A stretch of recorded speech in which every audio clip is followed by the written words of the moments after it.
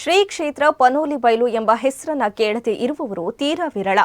ಈ ಕ್ಷೇತ್ರದ ಹೆಸರಿನಲ್ಲಿ ಒಂದು ರೀತಿಯ ಭಯಭಕ್ತಿ. ಇದು ತುಳುನಾಡಿನ ಅತ್ಯಂತ ಕಾರಣಿಕದ ದೈವಸ್ಥಾನ ಎಂಬುದರಲ್ಲಿ ಎರಡು ಮಾತಿಲ್ಲ.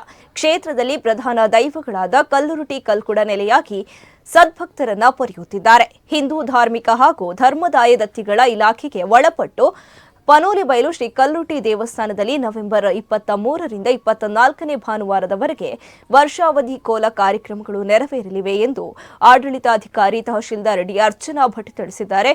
ನವೆಂಬರ್ 23ರಂದು ಸಂಜೆ ಕೊಪ್ಪರಿಗೆ ಮುಹೂರ್ತ, ಬಳಿಕ ಕುಣಿತ ಭಜನೆ, ದೀಪ ಪ್ರಜ್ವಲನೆ, ನಿತ್ಯಾರಾಧನೆ, ಬಳಿಕ ನಾಟಕ ಕಾರ್ಯಕ್ರಮಗಳು ನಡೆಯಲಿವೆ.